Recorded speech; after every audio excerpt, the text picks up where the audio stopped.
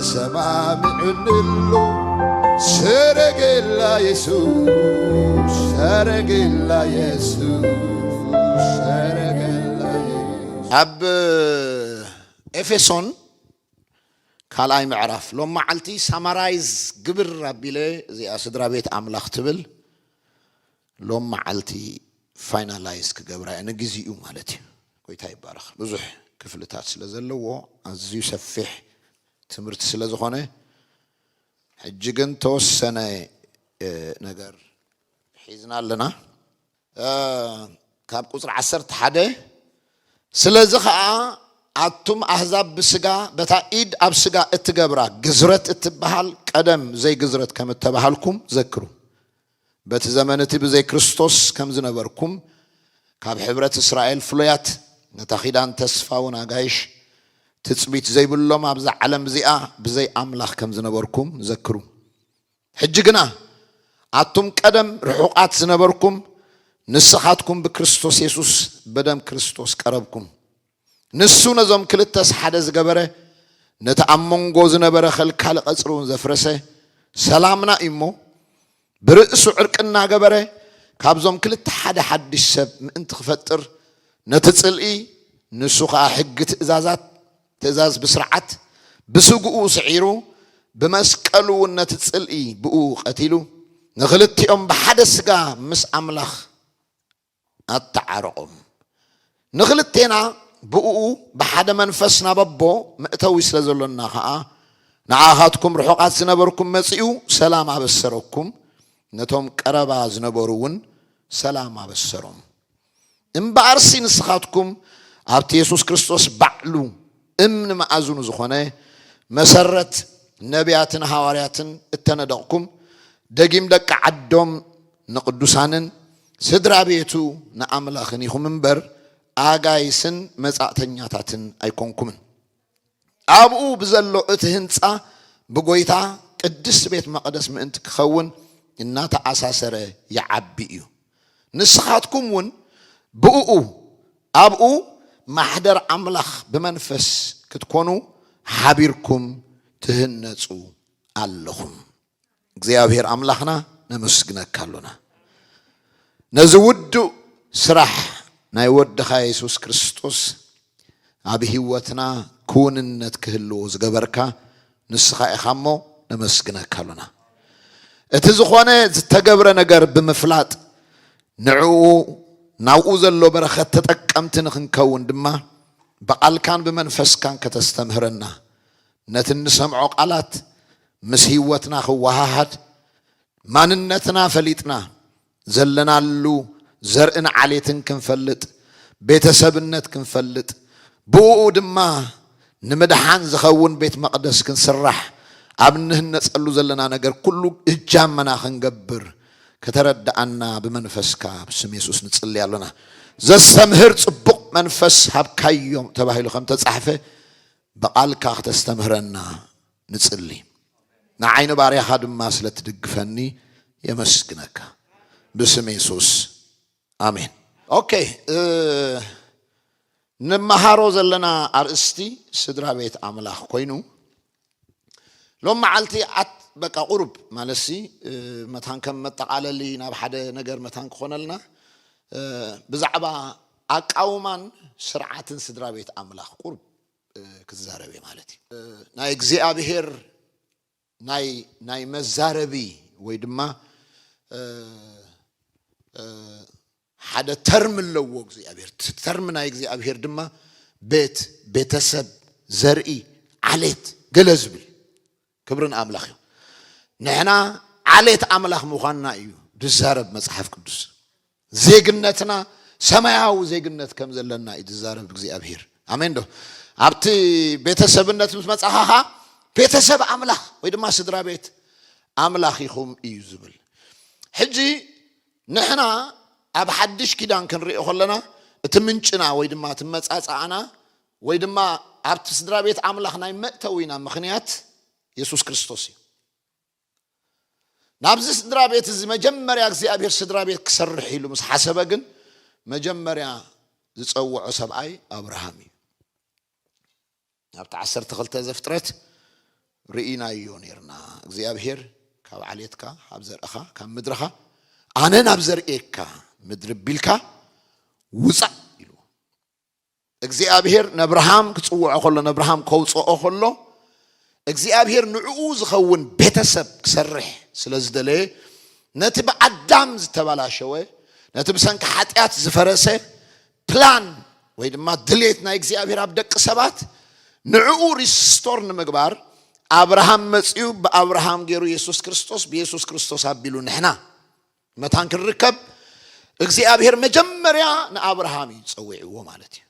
ስለዚህ ኣብታ 18 ክዛረብ ከሎ እግዚአብሔር ነብርሃም ቅድሚ ዝኾነ ነገር ምግባር ወይ ድማ ቅድሚ ኢሳቅ ምምጽኡ ምውላዱ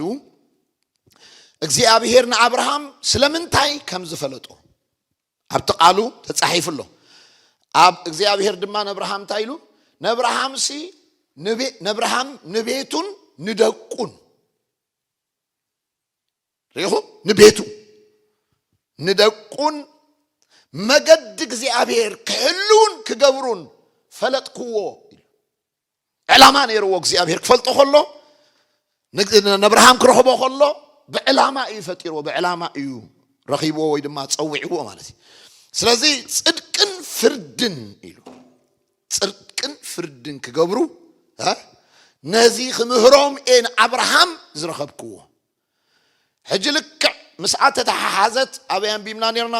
ኣብ ኢሳያስ ታሽዓይ ምዕራፋን ቢምና ነርና ብሕልፍኻ ቁጥሪ 7 ማለት እዩ ብዛዕባት ቁጥሪ 6 ሕፃን ተወሊድልና ወድኻ ተዋሂቡና ግዝኣቱ ኣመንኩቡ ኢሉ ምስ በለ ጽድቅን ፍርድን ክገብር ኢሉ ልክዕ ታ አብርሃም ተረኽበላ ታ ሚሽን ወይ ድማ ታ ዕላማ ንአብርሃም ናይ መርከቢኡ ናይ እግዚአብሔር ምኽንያት ኤክስተንድ ኮይና ናባና ንኽትመጽእ እቲ ናይ እግዚአብሔር ቤተሰብ ክውንነት ዘለዎ ንኽኸውን ኢየሱስ ክርስቶስ መጽነት ናይ አብርሃም ጻውዒት ንኽቕጽሎ ቤቱ ተባሂሉ ዘሎ ንቤቱን ተባሂሉ ዘሎ ኢየሱስ ክርስቶስ ወዲ አብርሃም that's why you have to ዘርኢ ካብቲ ሓረግ ካብቲ ዓሌት መጽዩ ማለት እዩ ስለዚህ ኣብ ገላትያ 3:19 ክዛረብ ከሎ ነህና በአብርሃም አቢልና ዘርአ አብርሃሚና በክርስቶስ አቢልና ዘርአ አብርሃሚና ከምት ተስፋሃ ወረስቲና አሜን ነብሩ ሐዘሪ አይነበርና አይዋጻና ወላ አንተ ነገር ከይገበርና በትና እግዚአብሔር ፕሮሚስ በት እግዚአብሔር ክገብሮ ዝደለ በትና ኢየሱስ ክርስቶስ ስራ አነ ንስኻትኩምን ቤተሰብ አምላኽ ስድራ ቤት አምላኽ ንኽንከውን እግዚአብሔር መዲቡ ነዚ ክብሪ ወሃቢ ሕጂ ስድራ ቤት አምላኽ ክትከውን ከለኻ ወይ ድማ ቤተሰብ አምላኽ ክትአቱ ከለኻ ቀሊል ነገር አይኮነን ስድራ ቤት ይርዳአና እዩ ብመጠኑ ማለት እዩ ካብ ስድራ ቤት ስለዝመጻና ቤተሰብ ስለዘለና ስድራ ቤት ስለዘለና ማለት እዩ እቲ አውስ ተሰርሐ አውስ ተገብረ ኣብ ኢየሱስ ክርስቶስ ንዓና ናብቲ ቤተሰብ ንምእታው ዝተገብረ ድማ ሓደ መስርሕ ኣሎ ኢልና ነርና በቀዳማይ ርኢና ነርና እሱ ከዓ መስዋዕቲ ኢየሱስ ክርስቶስ እዩ ኢልና ነርና ስለዚህ ቀሊል ነገር አይኮነን ማለት እዩ ናብቲ ዝኣተናሉ ናብቲ ኢየሱስ ክርስቶስ ዝተገብረ ስራሕ ናብቲ መንግስት አምላኽ ናብቲ ቤተሰብ አምላኽ ናብቲ ዜግነት አምላኽ ዝኣተናሉ መስርሕ ናይ ኢየሱስ ክርስቶስ መስዋዕቲ ዋና ማለት ይሁን አምላኽ ይሁን ስለዚህ እቲ ኣብቲ ስድራ ቤት ሓላፍነት ሲኣምን እዩ ኢልና ነርና ሓላፍነት ኣብ ቦኽሪ ኢልና ነርና ኢየሱስ ክርስቶስ ቦኽሪ ሓውና ኮይኑ እዩ ወይ ድማ ናትና ናይ ኩላትና ወኪሉ እዩ ዋጋ ከፊሉ ኩሉ ነገር ኣብ ልዕሊ ወዲቁ ኣብቲ ቦኽሪ እዩ ዝጻዓን ኩሉ ነገር ምሳሌታት ኩሉ አርኤልኩም ነይረ ስለዚህ ናኡን መለሳ የለናኒ ተሐሊፍኩም ካናብቲ ዩቲዩብ ኬድኩም ክትሪእዎ ትኽእሉም ስለዚህ አነ ንስኻትኩምን ኢየሱስ ቦኽሪ ሓውና እዩ ነቲ መድሓና ነቲ ስራሕና ሁሉ ወዲኡ አምላኽ ድማ ነቲ መቕጻዕቲ ኣው ኣቐሚጡ ብኸምኡ አዳፕት ጌርና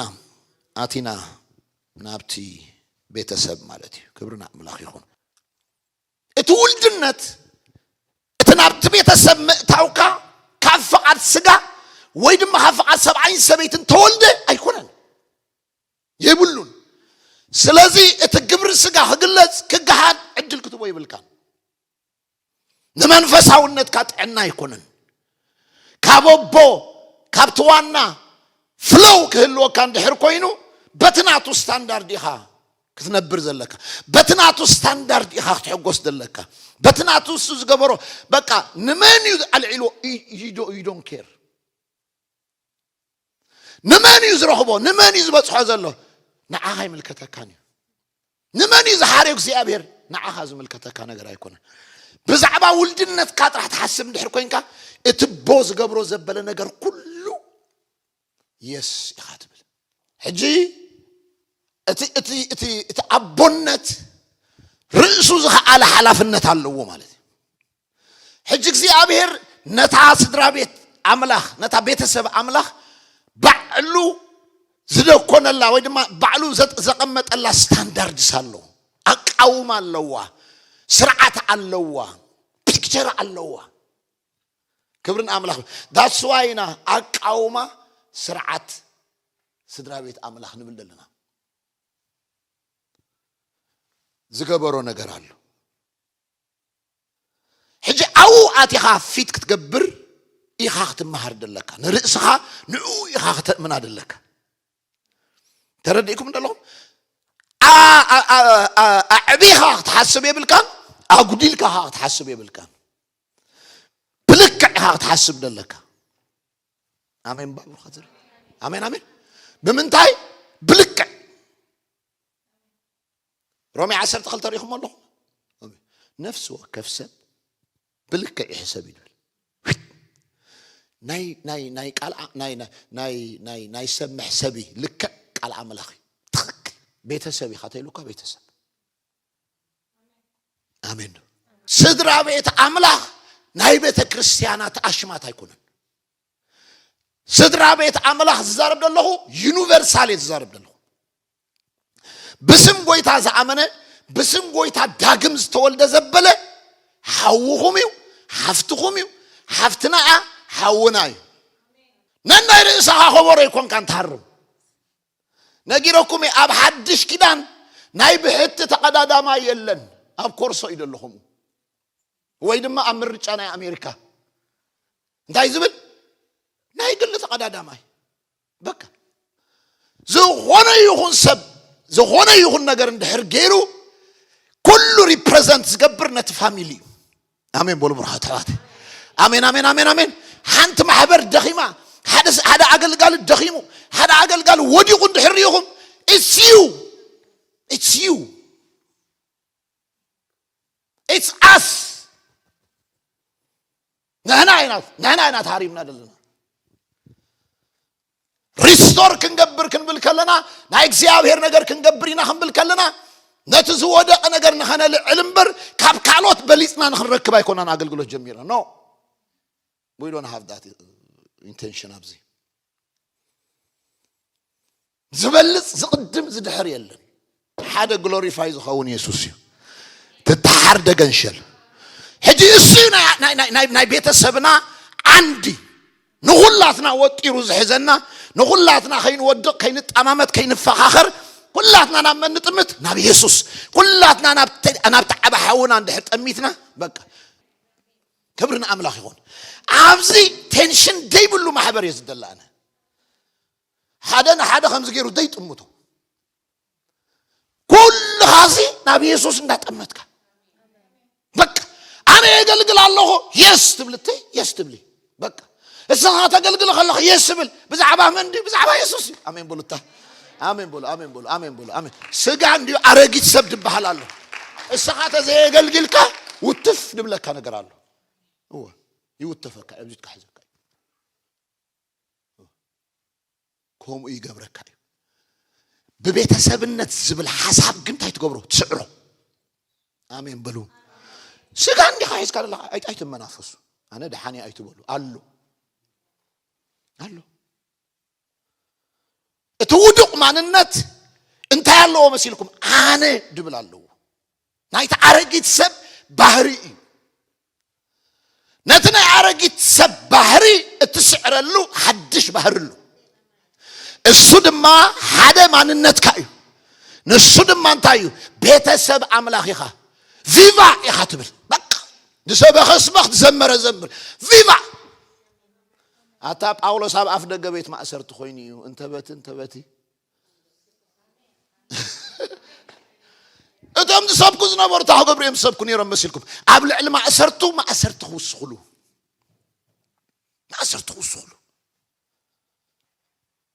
السجن واه دحاني انت بشارع انت بحقي يسبكوا له تقدس هيكونني قبل علم ما أسرتي يهم صلي اليوم مكراين كوس صلي اليوم كريستوس راح يسبخ هاليلويا ها بشارع الناس كله يسوع راح يسبخ آمين نايتا بيتسب وانا نايتا بيتسب معكلاي ناي حدش كدان معكلاي نتا بيتسب عند خوين نخلا خمس غيرو دحزا يسوع آمين بول آمين كابز غيرمكم نجر أب كريستنا زلوا حبرت فلوي عينة حبرت زقرم عينة مقلاج أب كريستوسي نكريستوس ترخبه سمعوا واجه أبي أب كريستوس نمن ترخبه نكريستوس بقول له خلك كمش سخان كريستوس حد يخمش ها حدا ديهم يكون أبو هاي يخم يديهم تزرب لي حدا دينا خلاص نبره هزري وحزني حجي أنا أمني أب كريستوس يدلهم كريستوس أبا يالله حرة أوكي شعو بهبرة كحسب كلهوها كلا أيكم قد حسب أنت يا حسب كريستوس حجي بيتسب عمله كتب الكلغة أب كريستوس نكريستوس ترخبه له بوتاني قال حساب سجاو حساب اتمس منفس قرر حساب كتسق كله قبب لي بزغيرك سقيله غز عكاي تصبيو بيتسب عمله مخاني السي بعوت سملال سنمبر انا مس كريستوس حبرت سلازل نطرح ايكونن امين بلو بكريستوس اب كريستوس بكريستوس that's reality ناي حدش كده بينها تبرت عقاس مونتاي واقال له you have to be at the body ناي بحتو تودادر ايلن ناي قدنيو اتحبرت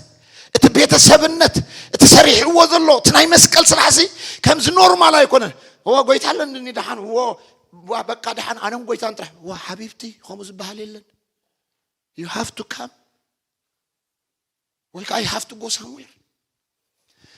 اب كريستوس بكريستوس يتحبرت اب تحبرت كتمص خلخا هينوك ايكون كان ترخبو كريستوس يخاطرخبو بقلها تكون قالها حبرت مس كريستوس اب حبرت كنكب كلنا مس مني مس كريستوس بقى بيتسبنت كردانا له كبر نغويتا يون ስለዚህ ናይ እግዚአብሔር መግለጺ ናይ እግዚአብሔር ሐሳብ መፈጸሚ ቤተሰብ ኢየሱስ ክርስቶስ ቤተሰብ ከገብረና አይመይቱ ከተፋንነና አይኮነን ሓደና ምን ባህል አይኮነን ና ክንታዓፍ ደኻመይ ተሸከመ እንዶ ተኸገብርኪ ኢየሱስ ናትኪ ይኮነን ናይ ዓለም በሙሉኡ حيزي يتسقيلو آمين بروح هزاري يوه حجي تاي دل مسيلكم كن عنا يوه نقال عمله بحقي كتنبرون دير فتينكا بحقي كتردون دير دليخا بقى كم زلاتا بيتسب عمله خيل كان دير وديكا تعنا اللو حيل خالو كبرن قويتا يهون قويتا تمسكن يهون إزي بيتسب سدرا بيت عمله خزبلو زلو extended family نايك زي أبهير مالتي حتصير ጎይታ ተባረኸ ይሁን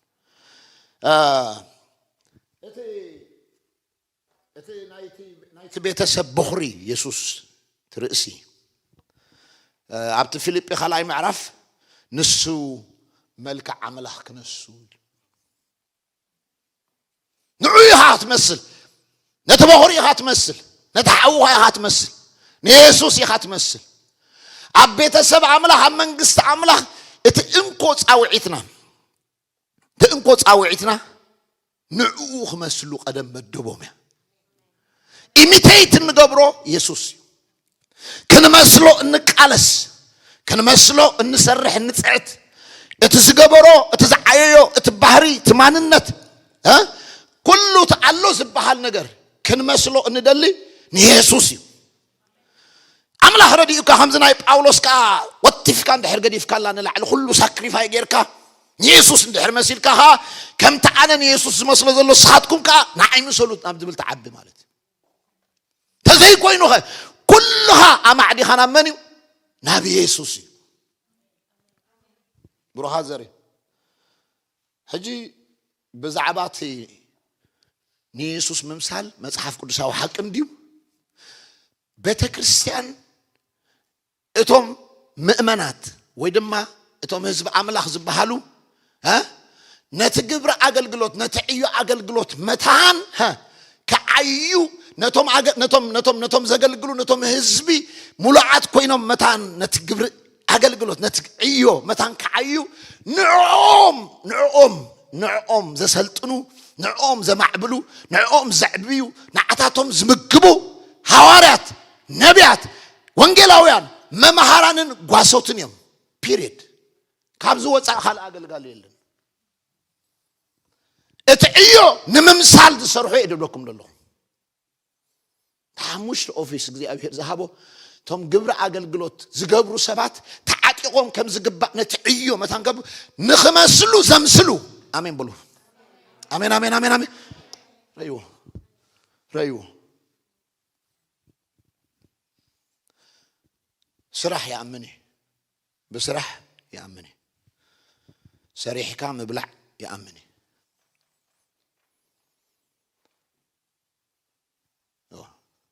ምውፋር ስራሕ ይኣምን ነገር ግን ዝዓበየ ስራሕ ናይ ስራሕ ቦታ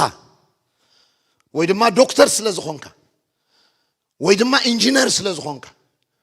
ወይ ድማ ሳይንቲስት ስለ ዝኾንካ ግን ናይ ማሕበር መራሒ ክትከውን ኣለካ ማለት ግን ጉጉይ ትምህርቲ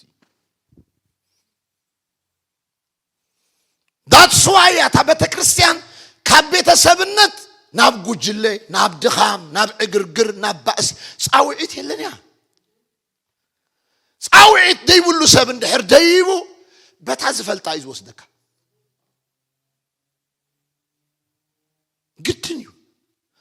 ንኽመስሉ ዘምስሉ ካብ እግዚኣብሔር ባዕሉ ምርኮ ማረኸ ንደቂ ሰባት ከዓ ውህበት ሃበ ገሊኦም ሐዋርያት ነቢያት ወንጌላውያን ጓሶት መምሃራን ክኾኑ ሃበ ንመን ይብዎ ነታ ማሕበር ንግሎም ኣይኮነን ንግልኻ ኣይኮነን ፃውዒት ንግለይ ኣይኮነን ንግለይ እንድሕር ኮይኑ እንታይ ምገበርኩ መሲልኩም ከባብ ዝዳ ንግል እንድሕር ኮይኑ ናይ ብሕቲ ተቀዳዳማ የለን ኮይ ድብል ኣለኹ እንታይ ክገብር መጽ ኣብዚ እንድሕር ናይ ግለይ ኮይኑ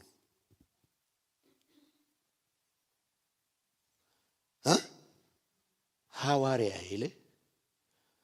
ደንደስ ባሕሪ ቨርጂኒያ ብቻ ኸይድ ሃብ ኣኾፍ ኢለ ኢንጆይ ገብራ ማለት I am the apostle ኢለ ነፋስ ኣነ ነፋሰይን ኣፖስትልና ንመጽእ ማለት ቆሒምናዩ ኢለ ይምለስ ገዛይ ማለት ይርዳእኩም ኣሎ ድብር ሓዘሪ ነታ ኣካል እዩ ናብቲ ቤት ዝተዋሃበ ነቲ ዕዮ ዝተመደበ እዩ ነቲ ፒክቸር ናይ ቤተ ክርስቲያን ነቲ እግዚኣብሔር ደልይዎ ዘሎ ቅርፂ ነቲ ኣብ ኤፌሶን 3 ምዕራፍ ተጻሒፉ ዘሎ እቲ ብዙሕ ዝዓይነቱ ጥበብ ሕጂ በታ ማህበሩ ገይሩ ዝብሎ ዘሎ ነዚን ምስዓላብ ሰባት እዮም ዝሰርሑ ዞም ሰባት እዚኣቶም ንግሎም አይኮኑ ናይ ግሎም አይኮኑ as family ናብ ሓደ ነገር እዮም ዝወስዱ ሁሉም ሓሙሽተ እዮም ወዳደሩ ይኮኑ ተሓደ ሰንበት መጽ ተሓደ ሰብኽ ተሓደ ሰንበት ተሓደ ምስ መጸነት ዝሰበኸ ብሙሉ ሓደሽ ደሽ ደብሎ ኖ ዋ ናይ እንዳመን ኮንፊውዥን ኮሙ ዝባህል የለን አልጊብካ ያኸትነዶ ኢየሩሳሌም ሪኹም ኣለኹም ተመካበያ ክህነጽ ከሎ ካብ ደገባጊዕ ጀሚር እንዳለገበ በባዓለቶም በብዘርኦም ኩሎም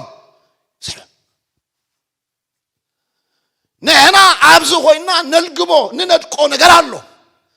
ካሎት አህዋትና ካሎት ማህበራት በት ሆይነን ይሃንጻ አብዝ ውሽጥ ነህና ነሐንጽ ነህና ናይቲ አቶም ስራሕ ክትዓናቀፍ እንጽልይና ሶም ይጸልዩ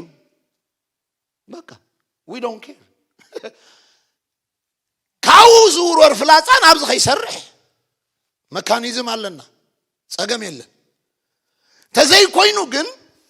ካል ማህበር ክደክም ነህና ክንብርት ዓይን ሰርሕኒና ኮሙ ዝባህ ዘረባ የለን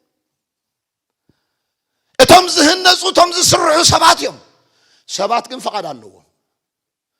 ብዘይ ፈቃዱ ማንም ሰባብ ዘይ ኣኾፊሉ ክሰርሑ አይክልኒ ያነ ካንጾ ይክል ወይ ሓንተ ገብር አይክልኒ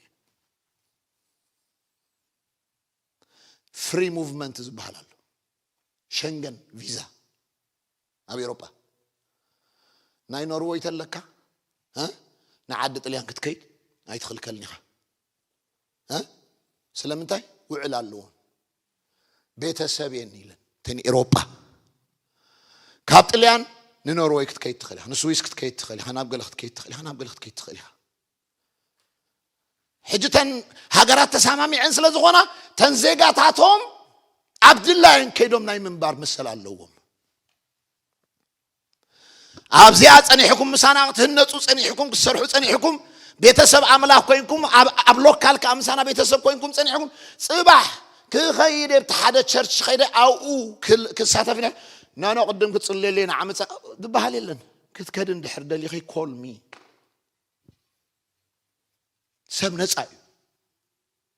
ሰብ ነጻይ ስርዓት ክልወና ኣለወዲ yes አገባብ ክልወና ኣለወዲ እወ ሎካል ቸርች ሁሉ ናይ ግድን ሰብ አጥዒ ተኸሳሪ ረጊጸ ግን ዘብልዖ ዘጉርሶ ሰብ የበለይን ጌጋ እዩ ካበይ መጽዩ ጽዋዕ ይኮነን ያትሒዝዎ ዘሎ ጽውዕ ተዘይ ኮይኑ በቃ ሴርኩላሪ ትካይዳ ሴርኩላር ከዓ ንሰብ የድኩሞ እምበር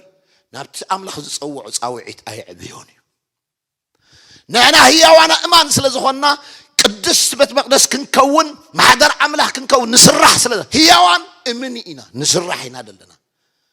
እምን ደነዝ ግን ኣይኮንናን ህያዋን ኢና ክስማዓክ ክእል እዩ ሰቢ ተማሕበር ሰብያ ስለዚህ ነዚ ቤተሰብነት ብዝግባእ አግባብ ኮሙኒኬት ዝገብር ሰብ ዝተጸውዕ ሰብ እዩ ጽውዕ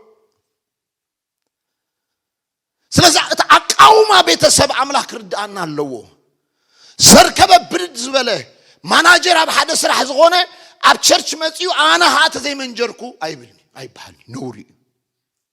ጌጋ ጉቡ ኣይኮነን ኣታሕዝኡ ትቴክኒኩ በበይኒ እዩ ስለዚህ ርዳአና ሰረገላ ኢየሱስ